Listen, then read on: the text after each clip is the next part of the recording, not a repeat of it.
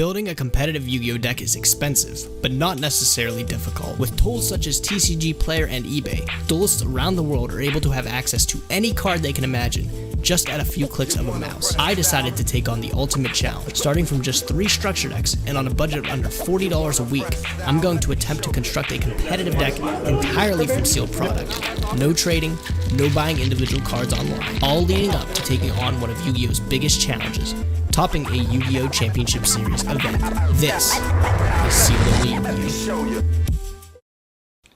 This card here has been a pain in the ass to get for the last few weeks that I've been building this deck, but no more. Today we're going to be opening a lot of really impactful products to really change up our sealed only deck, starting with the new structure deck, Rocket Revolt. This thing was just dropped a couple weeks ago and it has a whole bunch of really important and crazy reprints in it. Don't know if you can get a good look at the back there. I don't want to even show you it really, spoilers. Not only that, but we also have 3 Savage Strike special editions that we're cracking open today. I made the bold statement last episode that we are 100% going to be playing with Guard Dragons this episode.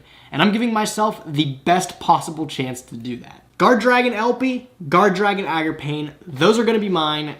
9 chances to get it because we have 9 packs total in these. I'm very excited for this episode. So many huge changes. To kick it off though, let's start with the guaranteed stuff from Structure Deck, Rocket Revolt. This is a really cool structure deck released and a lot of interesting stuff to help our deck in particular. Not only that, I do think it's just one of the better structure decks of the past few years even. We've had some really good ones in the past, like the Monarch one really stands out to me. The Pendulum one actually, in theory, it's not really the greatest thing. But this is an insane structure deck, I'd even say. Lots of guaranteed cards in here, lots of really good stuff. I'll crack it open, thumb through it, and I will pull out the ones that we absolutely need for our deck here.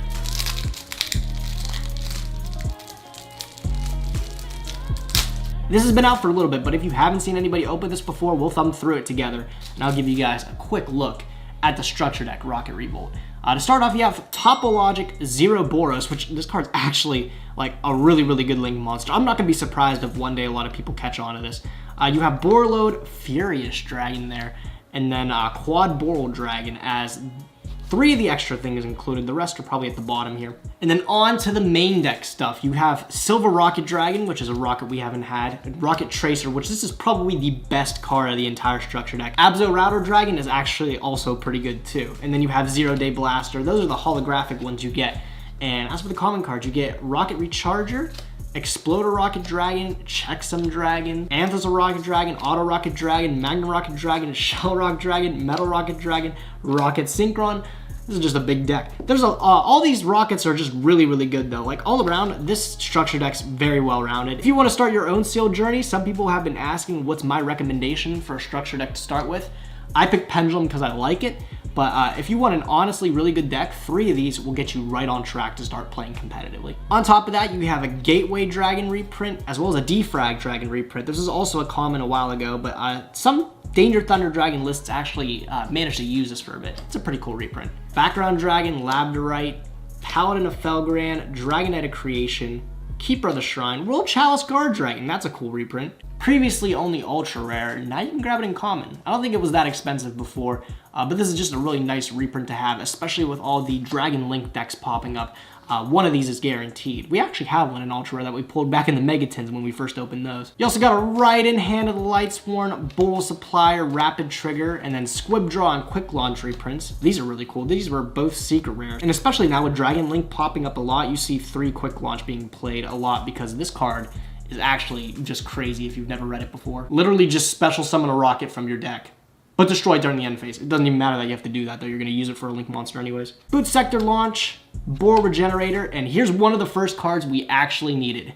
Dragon Shrine. Very important card to be able to slide in our deck here. Not only is it just a great card to add to the spell count, but it also dumps Supreme King Dragon Dark Worm from our deck to our graveyard. And if you guys don't know what Dark Worm's effect is from grave, you can summon him from the graveyard if you control no monsters. So we're just gonna dump the Dark Worm and summon it. Perfect card to be able to do that. We also have a Ruins of the Divine Dragon Lords, Return of the Dragon Lords, Polymerization, and another great reprint with Twin Twisters. Pretty sure this card had another common reprint not long ago in a structure deck. I want to even say it might be the Dinosaur structure deck. but that structure deck's actually hard to get your hands on now. So this was definitely a much needed common reprint, and that's gonna find its way right into our side deck.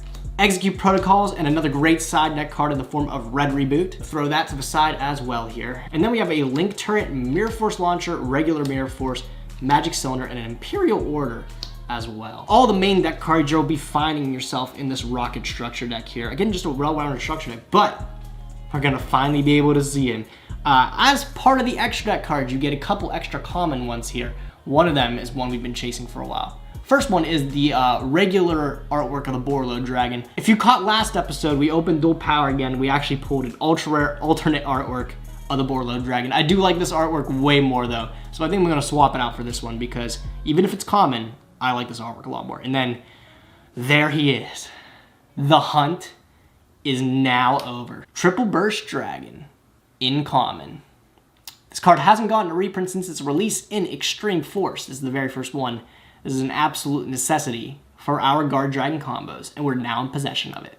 Thank God. Provided we pull the Guard Dragons in this episode, I think we're going to be able to play with the Guard Dragon combo in full swing. Very excited for that. Also got a Booster Dragon right behind it, but I don't think that's too relevant. Altogether from the structure deck, you get a lot of really good cards. Like I think the Link 4 guy here, the Topologic dude, this guy's pretty playable as well, but I am not going to put him in the extra deck now because our space is actually going to be rather tight in a bit. But these 5 cards here, this one's just being a switch of rarity, they're gonna find their way into our main deck. And extra deck, I guess. I'm gonna have to actually pick up a second box of the structure deck, but I didn't really need it right now. I wanted to allocate as much of our budget as I could to be able to getting the Guard Dragons, because I'm going to need a second Dragon Shrine. And this is the easiest way to get it, and also it gives us an additional Twin Twister and Red Reboot for our extra deck, our side deck, excuse me. Not a bad deal if you ask me. For 10 bucks, pretty good purchase. I just needed this. Whatever amount of money I was gonna have to spend, I was gonna spend it to get it. And now for the part you've all been waiting for, 3 Savage Strike Special Editions. It's actually kind of funny if you can see where I found these. I found these at GameStop, which is one of the most unlikely places. Normally I get all my sealed product from TCG Player just because it's the easiest place where I can find all sealed product of any kind. Use my affiliate link, by the way, if you haven't already, down in the description. But the price of these special editions had gone up from like their original $10 retail, and people were selling them for like 14s a piece. Not ideal when I want to try to fit myself on a budget, but these special editions, this set in particular, just keeps getting better and better as time goes on. Packful meta cards in this. You've got Phantasme, which didn't get a reprint in the new Megatons, as well as Pot of Extravagance. So those are still 2 chase cards that people want their hands on to be able to play. And this is the only place you can get them. World Legacy Guard Dragon is another ultra rare card that actually quite recently went up in price significantly. This is the only place you can grab your hands on that. So I can see why this set has gone up. But I just need Aggerpain and Elpie, 2 super rare cards from this. Anything else is just a luxury. I just really need those. So what I'm gonna do is I'm gonna crack all these opens and give ourselves 9 chances to be able to get just those 2 super rare cards. Let's bust these open.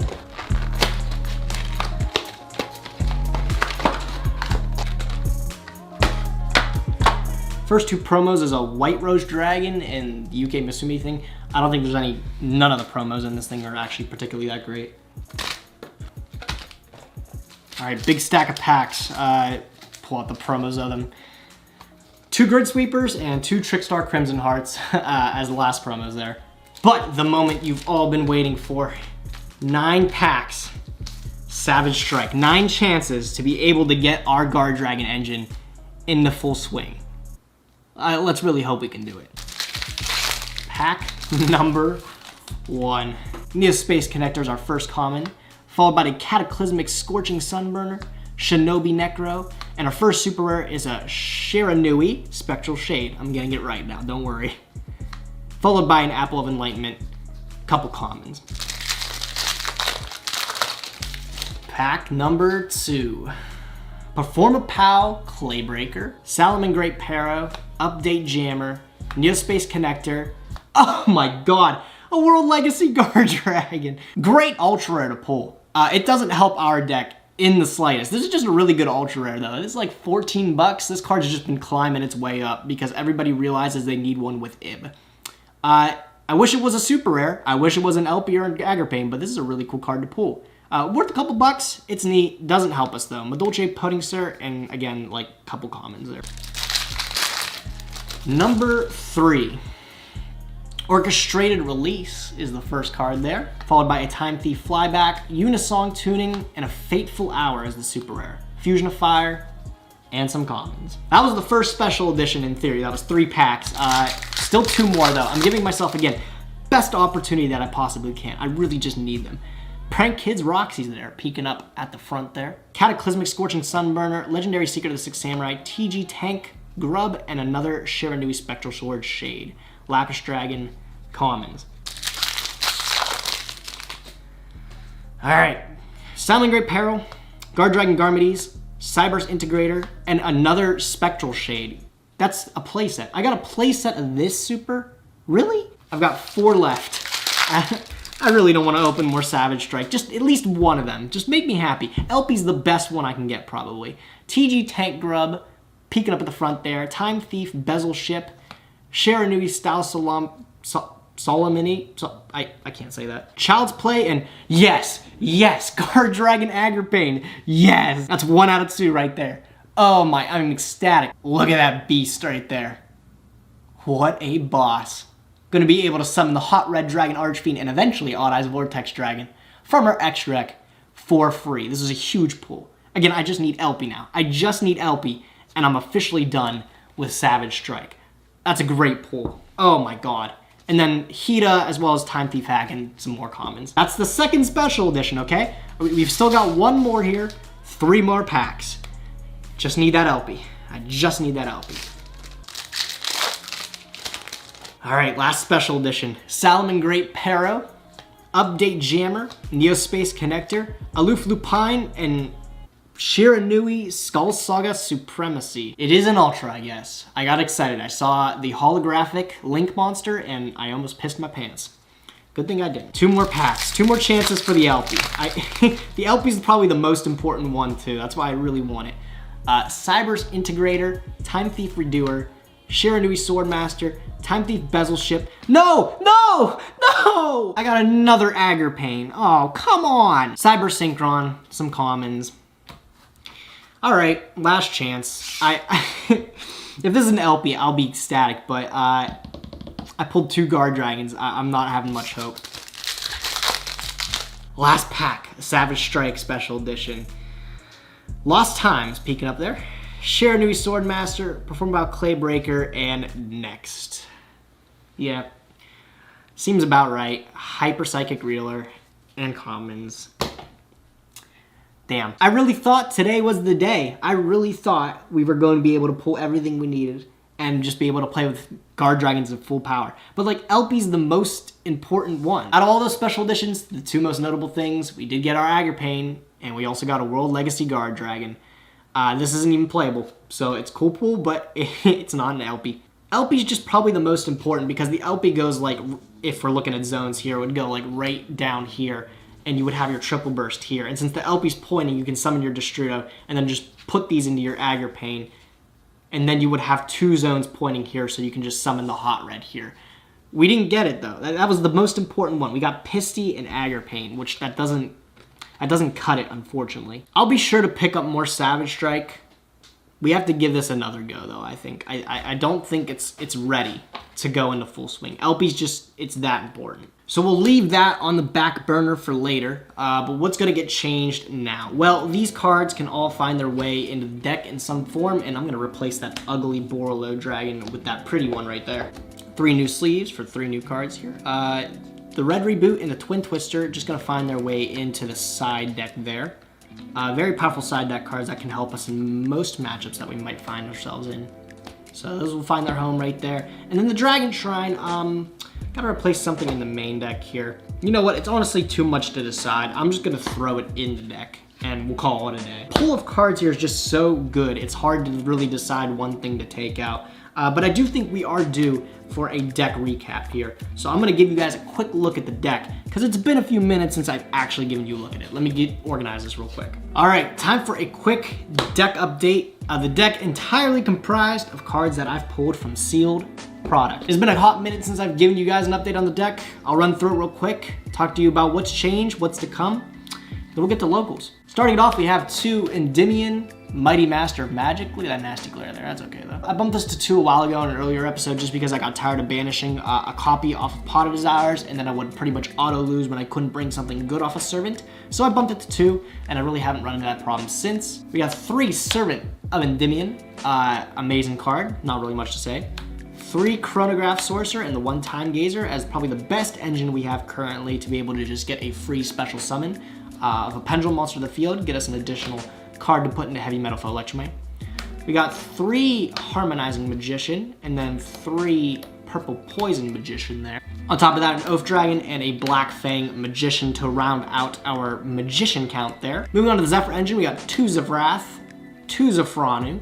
Those are the monster counts that we have there. Those are really the only 2 that actually do anything. Mythical Beasts, we got 3 Jackal King and the 1 Master Cerberus. Jackal King's just probably one of the easiest cards to be able to special summon, and it's also one of the most impactful. Also, with the rise of Nibiru just coming out recently in the Megatins, this is one of the easiest things that we can just slap on the board, put 2 counters on it, and be able to counter that Nibiru so we don't get the rest of our board just swept away. 3 Dark Worm, as well as 1 Gate Infinity. Still the Gate Infinity, just chugging along there. And then for the ones that really don't have a home, we got 3 Abductor, as well as the 1 Aether still. Abductor is one of those ones where I don't know if I want to keep it at 3 in the deck, but I want to keep trying with it. It's just one of the good cards. Probably one of the better cards to be able to slap in your scale outside of Servant. Put 3 counters on it, search any Pendulum monster. That's still kind of just really good in my eyes here. Onto the spells, we got 3 Pot of Desires and 3 Spell Power Mastery still. 2 Oracle of Zephyra with the 1 Terraforming to grab it. 2 Pendulum Call, and then the new addition, the 1 Dragon Shrine. We'll have 2 in a later episode here, but the 1's gonna hold us over for now. I'm okay with that. And then trap cards, just 2 Divine Strike to grab off of our Zephyr engine. I don't think I'm going to be cutting the Zephyr engine anytime soon. The more I think about it, especially with Dark Ruler No More, that new spell card that you can't respond with monster effects to, just having the Divine Strike is going to be ever more important. On to the extra deck, which has gotten a couple little changes to it. We have the Electromite still, as well as the Underclock Taker, Metaltron and Deco Talker being our Link 3s. The common rarity Borreload Dragon, just because I like that artwork way more, admittedly. So you just Skull Dread, as well as I did actually have the space to pull in Topologic Zero Boros. I think I cut something like, it was like Odd Eyes Meteor Burst Dragon. Yeah, I cut Odd Eyes Meteor Burst Dragon from the extra deck because it was like, why is it even in there? So I don't know if I'll be summoning this guy a lot necessarily, but it's nice to just at least have the option to. Definitely better than most of the extra deck cards that we already had in here anyways. We have Kochi Dragon, number 39 Utopia, Naruto the Moral Leader, and Time Star Magician as all of our XYZs. Not the most powerful bunch, but that Naruto is actually looking pretty good. On to the extra deck, we got the Arcanite Magician still, if we happen to make it, Stardust Dragon, Scarlet Red Dragon Archfiend, and Enlightenment Paladin. That's a 15 card extra deck right there. And then our side deck, which actually now has officially hit 15 cards on the dot. We now have 15 decent cards to be able to put in the side deck. We've got the 1 Ash Blossom Enjoy Spring and the 2 Ghost Ogre and Snow Rabbit. The 3 Droll and Lockbird still keeps its way in the side deck there, even though I think it gets worse and worse by the day. Breakthrough Skills chilling in there, along with our new edition of Red Reboot. And we also have Heavy Storm Duster. Twin Twisters is also a new inclusion, and Galaxy Cyclones in there as well. Dragon Pit Magician's been there since day 1. We also have Gamma Seal and 2 Archfiend Centric. These can be switched around. I want to keep at least 1 in the side deck. But for now, that is a 15 card side deck there. I think we'll start to be digging into the side deck a lot more than usual. I really wish we were able to play with the Guard Dragons today, but unfortunately we just didn't get there. However, we're gonna put these all back into the box and we're gonna revisit them once we get our hands on an LP. Whenever that may be. Then we'll start kicking some ass. But for now, we gotta make our way to a locals we haven't been to actually in a hot minute. It's time to duel.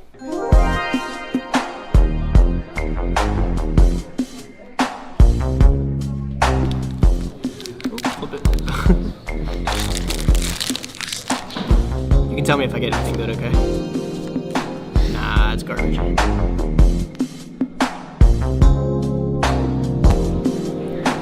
Veterans of the vlog might remember this place. Alternate Universe Bluebell. A couple different alternate universes stores here. There's one in Holmes, but we're going to the one in Bluebell here today. It is Sunday. Yeah, that opening.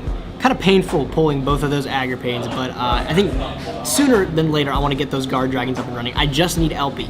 Literally that's it. Maybe someday though, but unfortunately today is not the day. Minor changes to the main deck, but it is a new locals, new fresh faces. Maybe we'll do a little bit differently. 5 rounds of locals today. We're gonna hop into round 1. Let's see how we fare. All right, high roll. Ooh, that's 12. That is a 12. That's a 3. All right, I'm gonna go first. All right, round 1's finished. New locals, same old meta really. Played against Pendulum Magician round 1. Game 1, we opened up a pretty clunky hand, but we still ended up on like an Endymion in the scale with Jackal King with 2 counters as well as Electromite. He had a lot of decisions with the hand he had. I don't know if he necessarily made the correct ones though. He did summon his own Jackal King, but he opted to attack over my Electromite instead of attack over my Jackal King, which just racked up a whole bunch of counters over the process of his turn. I don't know if he just forgot that I had the Endymion still on my scale and I was going to be able to summon it and just pop his whole board after that. I don't even know if he remembered that, but he just decided to concede before he even finished his turn. He kind of knew what was coming. Game 2, as expected, he opts to go first, and he starts going full combo. I take a peek down on my hand, and it's not going to get me there. I ended up ogering a Servant, but that just wasn't enough to counter it. He still was going to go full combo, essentially. I wouldn't have a way to deal with that. I just scooped it up to give me as much time as I could game 3. Did you just win by Exodia? Yeah, he won by Exodia. Yep. Of course, yeah. I just drew Exodia. You just top decked it? Yeah. Wait, you top deck all 5? Literally, I drew all 5 pieces on my first draw. That's insane. Yep, I assembled all 5 pieces of Exodia. Yep.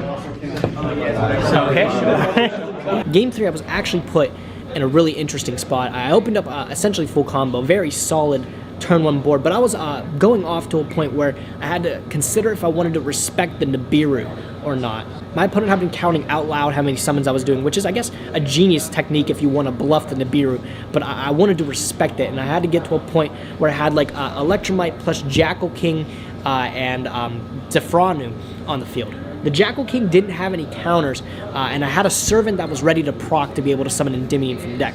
Now, if I would have summoned that Endymion from deck and just got hit with a Nibiru, I would have lost that game, hands down. So off of the Zephranu, I was either going to be able to add Divine Strike or I was going to be able to add a Oracle. If I added Oracle, I could then activate it to put 2 counters on the Jackal King, which I did end up doing. Since Jackal King had the counters, it kind of respects the Nibiru, and I'm able to go off on the rest of my plays. I summon the Endymion. The only thing is I don't end up ending with an additional disruption in the form of the Divine Strike in the back row, which is useful if I want to play around cards like Dark Rule or no more. Altogether though, despite that 1 negation, my board was still, I think, pretty above average. Even with all the additional time I ended up giving myself game 2, Time Limit still was hit that game, and he was ahead on life in his battle phase. I've been on the winning side of the Time Limit game a couple times.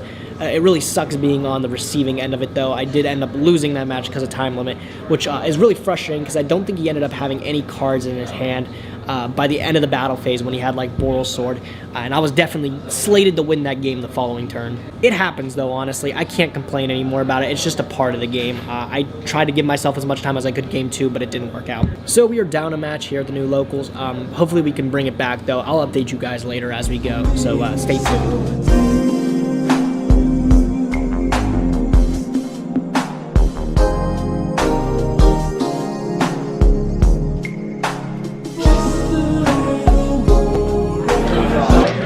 Actually so sick. I wish I had one. I'm feeling a slight sense of deja vu from last week. Just finished round 3 and we went 0-3. I just dropped out of the tournament. I don't know what's been up with my luck lately. Round 2 I played against like the Going Second Orcus, which is a deck I really like, but I ended up losing against that. I like opened up really garbage when he opted for me to go first, which his idea is just to clear my board, beat my board however he can.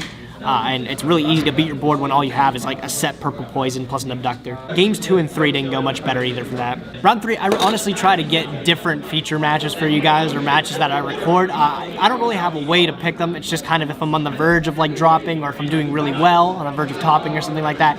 Round 3 I chose to record because I was 0-2 at the time. and I ended up playing against Pendulum Magician again. Game 1, I opened up like incredibly solid. I opened up like 3 powerful spells like Desires, plus 2 spell power mastery, and Pendulum Call, plus like Chronograph and everything. The hand was just insane, but it didn't matter how well I happened to because I was going second, and he opened up his absolute nut board turn 1. He opened up Borreload Savage Dragon, Odd Eyes Vortex Dragon, Hieratic Seal, but also on top of that, Mist Valley Apex Avion. I haven't seen that card since like the Great War, man. Oh, Avian too. Oh no. Didn't see that coming, and normally I would just concede in this scenario because I can't deal with a board of like 5 negates, but this was the one hand that I felt super confident that it was possible I might be able to. I started my turn activating one of the spell power masteries to bait out one of the negates, so he negated the activation and destroyed it, and I could activate the second one since he did negate the activation. So I activated the second one, which baited out another negate. 2 negates down, pretty good progress. I wanted to try to keep the Pendulum Call for last and bait out all the other negates, which I was actually able to successfully do. I was able to get the exact board that I wanted. I plowed through all of the negates that he had, and I was able to do what I wanted, which was summon a Harmonizing Magician that had pulled off Pendulum Call, get another level 4 from deck, and then make Scarlight Red Dragon Archfiend. I totally forgot Borreload Savage Dragon gets an attack boost from the monster that it takes. That card's absolutely insane. So what I originally thought was it was gonna wipe his whole board, which would have been absolutely nuts. It didn't do that. So he was able to keep Borreload Savage Dragon, big and healthy as he was. I didn't have any negates or anything set up, so really I couldn't even stare down another negate from that Borreload Savage. I thought I had the game sealed up when I did that. I thought the whole board was getting cleared, but it didn't. Game 2, I decided to go first, unsurprisingly, and I opened up a pretty solid board, like 2 Endymion negates at the ready. Both were gonna have counters at the end of it, plus a Zephyr Divine Strike in the back row to get rid of anything that might have been a huge problem. He couldn't work his way through that. That was more than enough for him to just concede and go to the next game. Game 3, he went first and he opened up probably even more insane than he opened up game 1. He opened up just absolutely disgusting, and my hand wasn't the greatest. This wasn't one that I felt like I could push through 5 negates with, so he just ended up taking it down really quickly over me. It's pretty hard to beat boards when you don't draw into any of your hand traps. I decided like in Double Ogre and Ash, just to give myself even a chance if I negated something. Didn't see them. I don't know, we've been having really garbage luck last 2 episodes. I think it's time for a really drastic change, and I think I have just the idea. Next episode of Sealed on the Yu-Gi-Oh! I think we're going back to basics.